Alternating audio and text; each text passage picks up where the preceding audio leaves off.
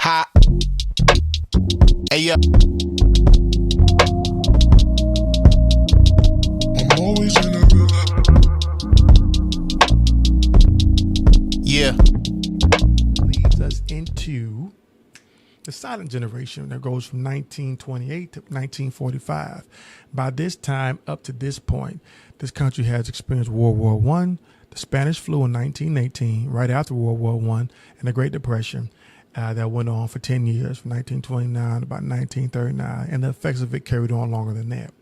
But this generation, the silent generation, they call this generation the builders. And the youngest person out of this cohort born will be born in 1945, and they'll be 79 years old. Now, what was passed to this generation from the previous two? We could say that white churches were in charge of everything. You couldn't trust white people. They were part of the Klan or had Klan affiliations. They made the rules and the laws. Black people could not vote. Black people were not in office.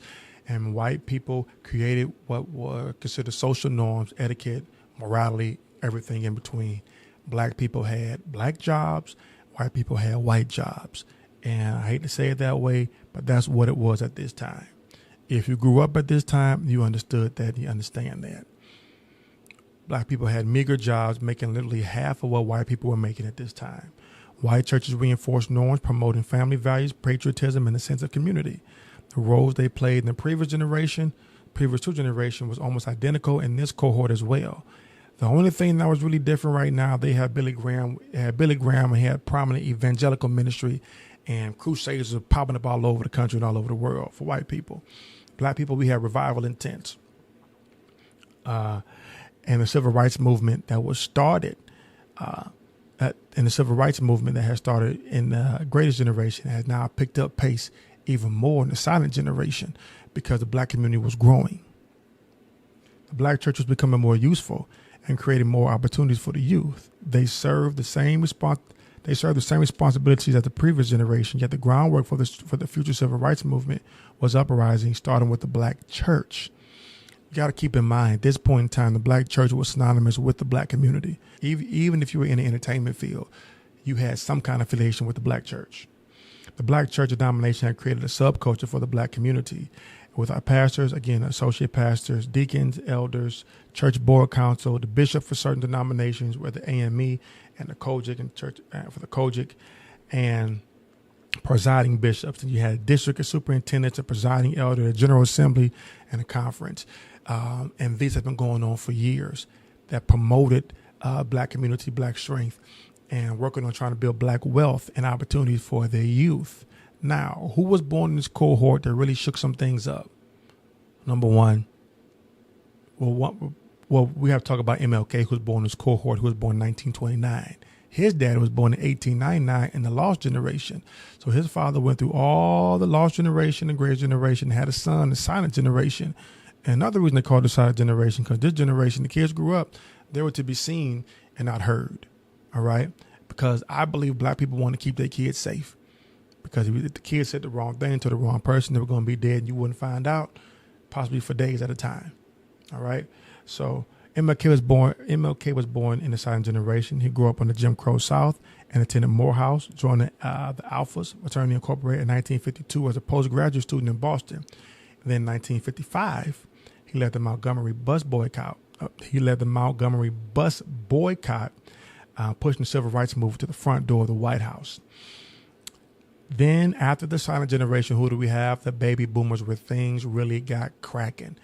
Before we get there, I want to make some things clear and some stats about what's relevant to these generations, even the silent generation going to the baby boomers. When it comes to Congress, the government that we serve in, 27 seats right now in Congress are from the silent generation.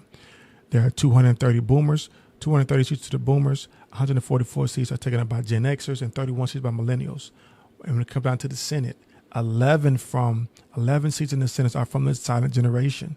68 seats are from the boomers, 20 from Generation X, and 1 millennial. 80% of U.S. senators were born before 1965, and we have 19 lawmakers who are at least 80 years old. Now, and I want to be clear, Joe Biden was born in the silent generation. His father was born in the greatest generation in 1915. Joe Biden is 81 years old, and he is currently the president of the United States and just dropped out a couple of weeks ago because it's time for him to move on. And I said in the post previously, he said the right thing.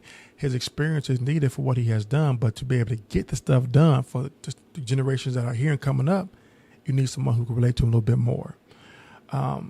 The baby boomers come up next, and they had 76 million live births, which is the largest cohort that this country has ever seen. The youngest person in this cohort is 60 years old, born in 1964. The youngest person in this cohort is the same age at 60 years old, is the same age as the amount of time that we have had equal rights in this country at 60 years. Here's the timeline again. 339 years of slavery, 99 years of segregation. In 1964, in this cohort, what was started in the previous cohort, finally hit the front door and laws have changed. The baby boomers in this cohort had a strong post-war economy, and this was the most stable the U.S. government and the U.S. economy had ever been with the baby boomers. This data is so important because these people grew up, my parents, baby boomers, they had to understand, not just my parents, my parents' age, they could just get a job and keep getting a job. And this is where people were able to start getting jobs and get long-term jobs and get pensions and retirements. So growing up, they were like, you get a job, you're working and you're good. We don't have that today, but they did. And these are the people who are in charge of our businesses and churches and organizations who grew up in America, which is the most stable it has ever been. And they're not old. Well, the youngest person, born in 64, is in their 60s. Just turned 60. Okay. This cohort grew up with the American dream, and the American dream that the white people, the white culture wanted to start, and started after ratification. It finally came to fruition almost 100 years later.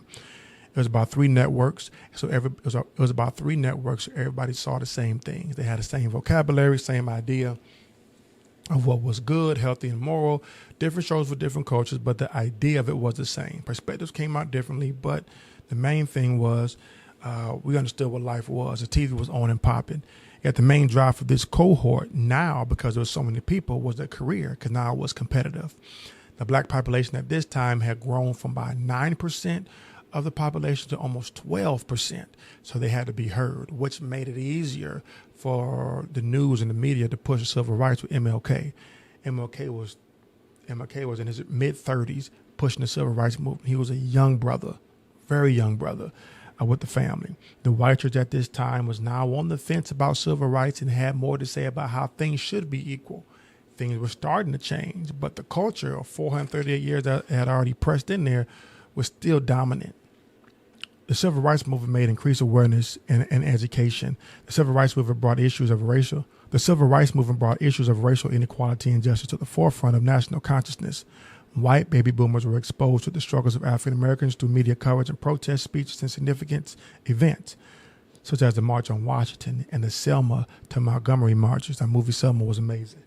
This exposure led to greater awareness and, in many cases, a reevaluation of racial prejudices and attitudes. This was another cultural disruptor. It's been 100 years since there's been a cultural disruptor. And the last one before MLK and the civil rights movement was the ratification of slaves. So, what's the mind frame about black church? They've been praying for a change, praying for the opportunity to have equal rights and be civil in this country. Now they get it. Now affirmative action comes in place, and now black kids can go to HBCUs and other institutions, get a degree and have a chance to compete and get jobs and move up to be managers and CEOs and even start their own business if they wanted to. That was more GenX, but they had an opportunity that their grandparents didn't have, and their grandparents were from the lost generation. But Voting Rights Act of 1965 was a crucial piece of legislation that eliminated various forms of voting discrimination. Now, I want to be clear. Slaves were ratified in 1865. They had a right to vote federally in 1868, if I'm not mistaken. But that was a federal law. And states had their own, they left it up to states to make their own rules and regulations how someone could vote. So this right here made it a federal law that black people, you had to let them vote. This was a huge thing. So as the economy was growing, people were having more babies. And it was a great culture movement with Motown music being played, and stuff was starting to mix and mingle with the culture. So the white church didn't agree completely with how things were going on, because some people would say, well, we had civil rights with the Brown versus Board of Education. Yeah, you did. That was in 1954. They didn't start desegregating schools for real until the 60s and 70s. How do we know? Because Florida did not desegregate schools until 1970. Even after Brown versus Boyd, it happened in 1954. All right. Florida waited until after the civil rights movement to do it, and they were almost forced to do it. And I believe the first desegregated school was in Volusia County. So things were changing, but the black church now had their prayers answered. And the white people, when the white people were mixed, some were like, that's great for them. Some people were like, nothing's still going to change. We still got the money, resources, and everything else, and we got a 438-year head start on them, so it'll never catch up. And we won't in certain aspects, but technology changes some things. But the black church took a hit at this time because the next generation, which was the Generation X, the Busters, they were recovering from the death, the assassination of MLK, Malcolm X, and even JFK. It was a rough time because baby boomers saw some of this, but the Gen Xers, they really felt it because now, as their prayers were answered, or their grandparents and parents' prayers were answered from having equal rights and being a little bit safer in the economy in the world. This was a generation that started to decline going to church because the opportunities that they were given as black people, they started going to church. I mean, they started going to work. Mommy started going to work, and it was a 2-income household. And this is a generation of the latchkey kid. Kids were coming home when no one was there because somebody was always at work. So this was a generation that started to find friends and started to find family through friends. And there was a huge decline in the black church because it wasn't just about getting right and being able to do what we want to do because now they could do it. The church decline started at this point in time. I'm saying this because a lot of black leaders who are leading now think it's the millennials, it's us that need to come back to church. Now I'm going to explain why we're not in church as much as you want us to be. The black church was rebuilding after assassinations and so many other things. But like many religious institutions, the black church faced a decline in attendance among younger generations, including Generation X. This trend influenced by broader societal changes such as increasing secularization and shifts in social views. This generation didn't see America the same way their grandparents did. Not the silent generation, that's their grandparents. They didn't see it the same at all because the perspective was different because they were born in a different time. So what y'all did in the silent generation not going to be as apparent for us or even primary for us as Gen X's. We don't have it. We can go get a job and work. And this generation did not want to be like their predecessors, and they decided to say, we're going to shop around and see who we want to lead us, because y'all are still leading according to what y'all had to do and what you grew up being told. Do you remember the 7 stages we mentioned about building a culture? These things passed on not just to white America, but to black America as well. Black America struggled to progress with the newness of time starting back in the 70s and 80s. The economic And also during this time, there was a lot of things going on different. Some churches embraced more progressive theological perspectives, focusing on social justice and community activism, while others maintained traditional conservative values. The church took a huge split here. Some churches said, let's go get this money and start to be impactful and be more spirit-led. And other churches said, we need to still focus on black activism and make sure the black people, and make sure the black person, the black family is okay. Everybody didn't feel the same. The black church was rebuilding, like I said, and there was a disconnection from traditional church practices that started at this point. There was a preference for non-traditional worship, and Gen Xers preferred non-traditional forms of worship and spirituality, which often diverged from the established practices of the black church. Many sought spiritual fulfillment outside of the church. There was a growing disillusionment with church leadership with Gen X, particularly when it came to issues like social justice, economic inequality, and the role of women in the church. Some Gen Xers felt that the church was not addressing these issues adequately. You know why they didn't address these issues adequately? Because they didn't have to. They were in charge. The hierarchy of the black church is a sacred position. The pastor was that dude. The bishop was that dude as well. But when you had a title in that church, what you said ruled because you were leading the church. Whatever church you're a part of, don't mess around being part of the the General Assembly board. Like, yo, you were leading the church, and black people looked up to you, especially growing up in the silent generation, the lost generation, the raised generation, because they had nothing else to look up to. So now these individuals are now 55, 60, 70 years old, over the Gen Xers, who were raised under the impression that being in the black church and having a title in the black church is the thing to achieve for and the best thing to do. Gen Xers are like, no, it's not. And so as those men grew up to these positions, they held on to these positions and they never let them go. And there was a lack of succession. Many churches struggled to engage and retain younger leaders, resulting in leadership gap as older generations retired and passed away. The lack of succession planning contributed to the decline in church vitality. That's still going on to this day. And I'm just talking about the Gen Xers. Also, what happened during Gen X, this is what studies have shown with the Pew Research and Barna Research. As participation went down and decreased, the black church's role as a central institution in the African-American community also diminished. This decline affected the church's ability to mobilize around social and political issues, a role it had historically played, especially during the civil rights movement. Again, I'm just talking about Gen Xers. As you move towards the Millennials, we had 78 million births, 77.6. This cohort is the closest to the boomers when it comes to the births. Yet, it's different. We're completely different. We are now from the lost generation, greatest generation, silent generation, baby boomers, Gen X, and now we're at the Millennials. Okay, for all you baby boomers who trying to get us to come to church, I'm explaining to you why a lot of us are not. What was passed down to us? What was passed down to the Millennials from the Gen X? Before I get into it, I tell you, church is not the only way. Divorce also went to an all-time high when dual incomes came into play in the economy. So family is not the only way to go. I can find friends and love them just like family as well. And life is tough. Now, they call millennials the unluckiest generation alive because we had to deal with experience slower economic growth and more recessions since entering the workforce. And we have student debt loans and child care. Now, what did happen, the previous generation of millennials benefited from was the beginning of the megachurch.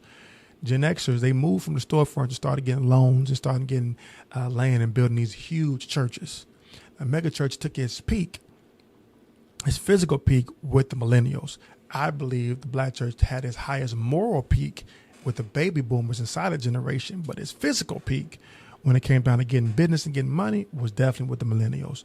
We some church hopping people, and I'm explaining to you why. When it comes down to what's passed to us and our predecessors, we decided once again we're going to choose our leaders, because one thing that we saw growing up was a lot of authority abuse. You made my mama and my dad go to church and be in church at everything, every time the church doors were open. You made my mom and daddy stay at work late. This is for white and black people. But black people, I can only talk for what I am, what I experienced. So we looked at it like, we don't want to do what y'all did, because a lot of stuff y'all telling us to do, you did it because you had to. I'm trying to bring to you other ways to get stuff done. A lot of leadership don't want to hear that. This generation is not going to endure the same things as past generations because they simply do not have to, and they don't have to be successful or effective, especially what God has called them to do with the advance of technology. We will shop around for a good leader, a good job, even in relationships. We will not be abused by power because we are not old enough to have it. A lot of times, us millennials, we were told by our predecessors to go get an education. We went and got an education. We went and got a bachelor's. We come back to the black church and they say, well, go get your master's. And they let you get your master's. Now, go get your master's and be great. We go get a master's. We come back. They go, okay, that's great. Okay, now we need to go work with the kids. Okay, I want to let you know this. Everybody not blessed to work with them kids like that. I don't care what age they are. I love the youth, but middle and high school, stuff like that. Elementary school, we cool. But everybody not going to work with them kids. And why is the older generation making people who have gotten a master's or a doctorate come back to the black church only to hold doors and pass out cupcakes when we have businesses, we're managers, we're CEOs, and some of us are millionaires? But yet when we come to the black church, we have to sit down and we're not old enough yet. We have to sit somewhere and hopefully in time we can use the gift that God has given us to be able to help the church proceed and move on and progress. We're not doing that as much anymore. We're going to leave. We're not going to love you no less. We'll still call you our home church, but we're not going to sit here and just wait and hope that you see the gift that God has given us to be used for our church. We'll go somewhere else and do it. We will. One thing that we saw in the black church, and I also found this was also with the white church as well, in the white community, there was even a greater disconnect with leadership. Millennials in general value authenticity and transparency. Some black millennials feel that the traditional black church has failed to be transparent or has prioritized institutional preservation over genuine community engagement. That's from the Pew Research Center. Again, there was a huge decline in attendance in church, especially with millennials who are not participating, and it led to shrinking congregations, and many traditional black churches are closing and not able to sustain operations and community programs. Millennials, some black millennials have moved toward non-traditional congregations, non-denominations that align more closely to their values and offer a more inclusive environment. Hear me well. Our values are not just about having social justice and being heard and having civil rights. We don't care about that as much. You know why?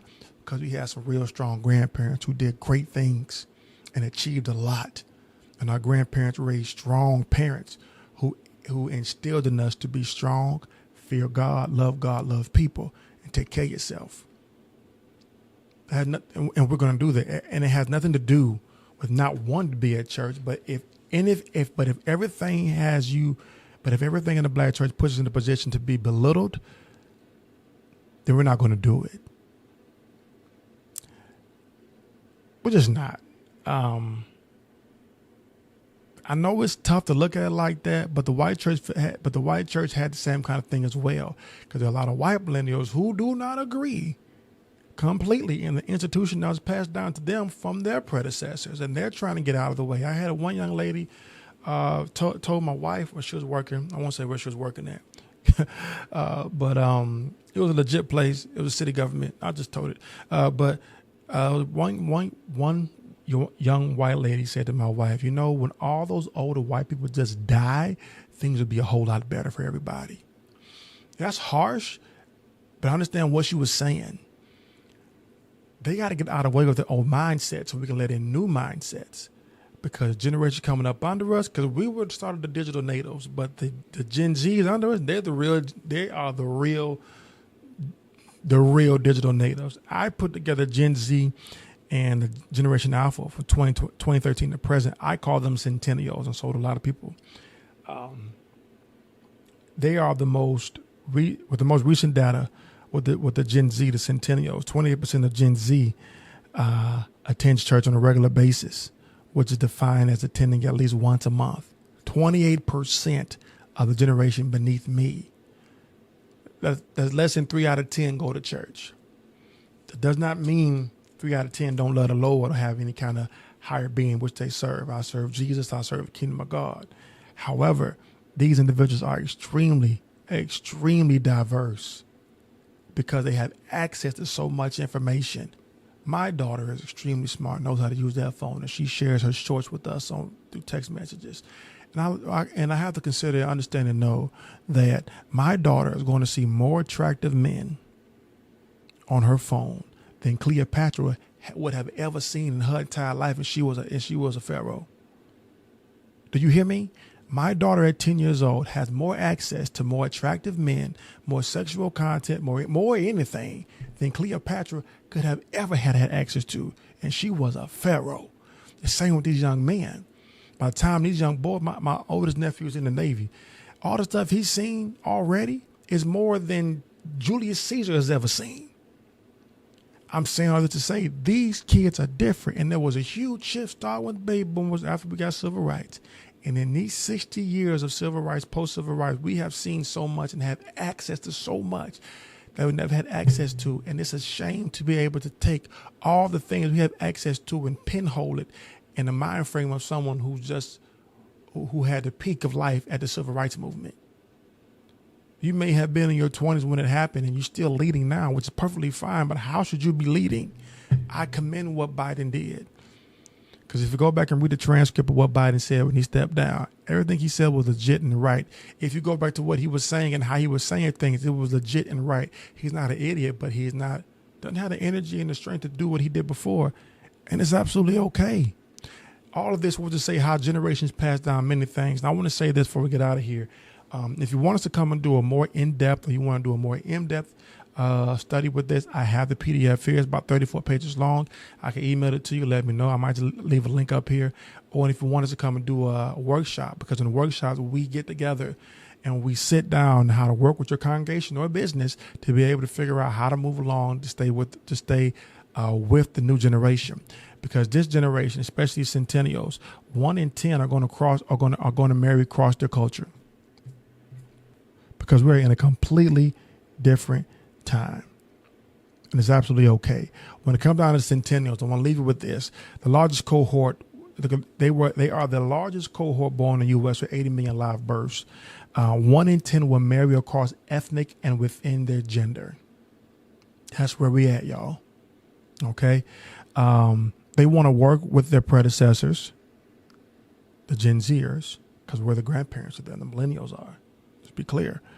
And they review their careers as a path to solve problems. The baby boomers identify with their careers. Gen Xers didn't want a career as much because of things that happened at home and many more other reasons, and the recessions they had to endure.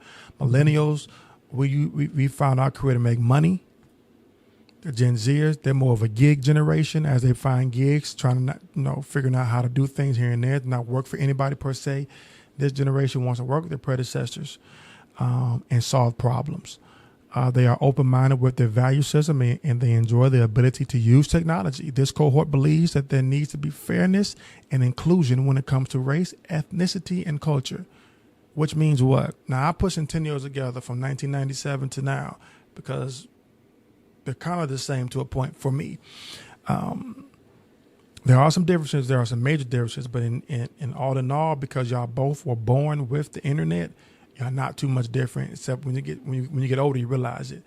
Here's the thing about this generation is not coming to church as much at all, because if and when they go to a church, whether it be white or black, and they go to a church and it's mostly old people in charge and very traditional, they're going to run away from it as fast as they got there, because they're not going to see a place for them. They're not going to feel they're going to be heard, and they don't feel they're going to be respected. And a lot of them feel, and this is what they told me, this is what they have said to me, they don't feel that the gift that God has given them is going to be appreciated in a place where everybody's older than them and has a complete different value system of how life should be. And we see that even in government, especially with everything running right now. When you hear Trump say, "Make America Great Again," you understand he was born in 1946. 3 years after Biden, who was born the greatest generation. He's a baby boomer. When he says make America great again, what kind of America do you think he's talking about? The America he saw growing up, where there were white jobs and there were black jobs. All right. And not just Trump, anybody born in that area. They understand how America was, and they were born and raised in an economy that was the most stable economy that the country's ever seen. So when any baby boomer who's predominantly in the Senate and Congress and government, when they talk about that, that's what they're referring to. Before Gen X, the baby boomers, they saw an incredible, from 1946 to 1964, they saw an incredible economy. Incredible advancement. So they're looking at that, but it's not happening now, y'all. These Centennials, we have to listen to them.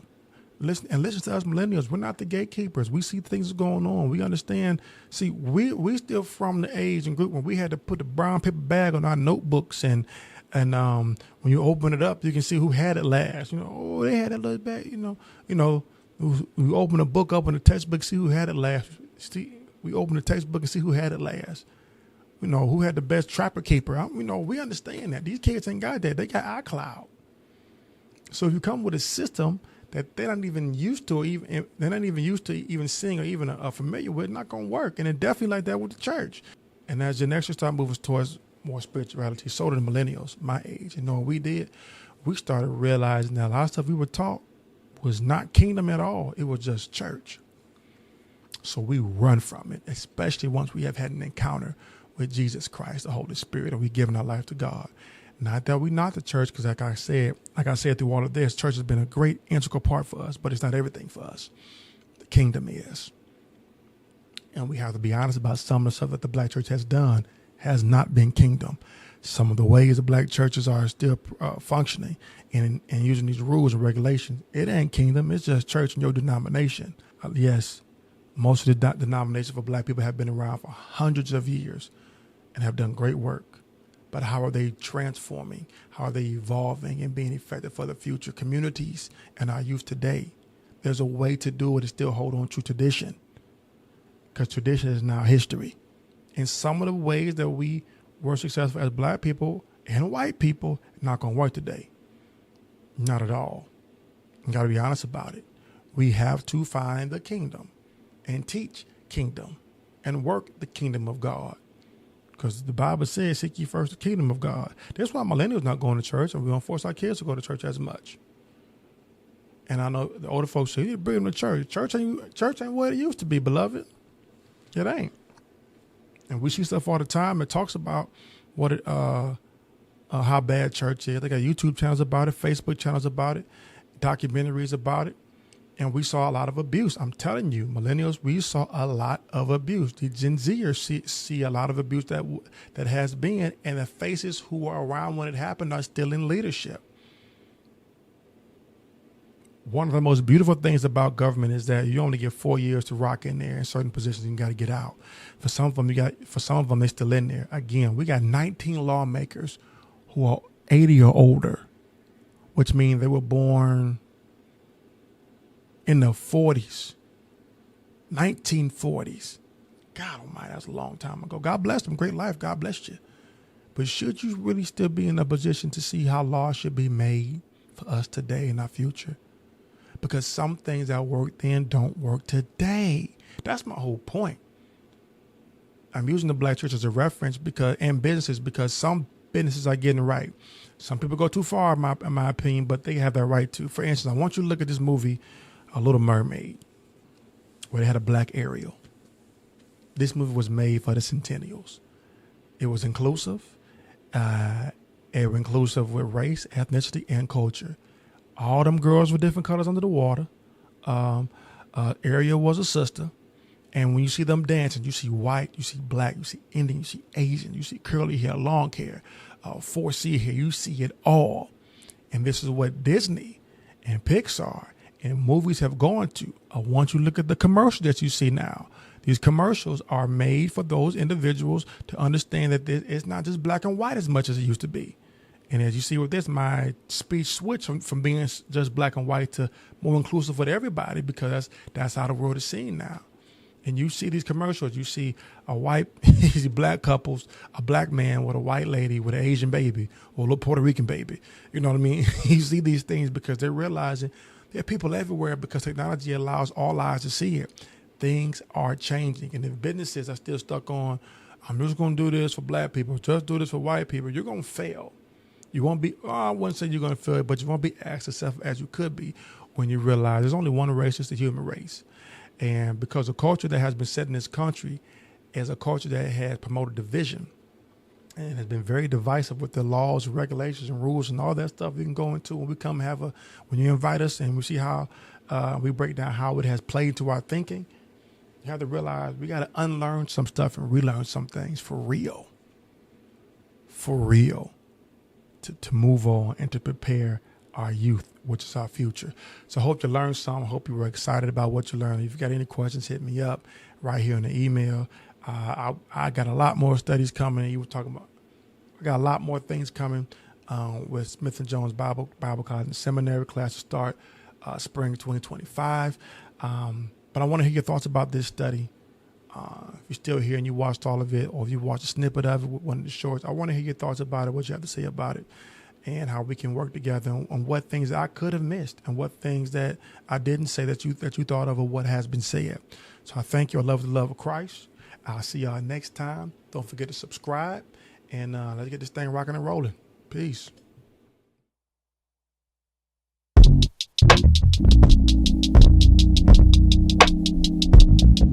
Hot. Hey, yeah.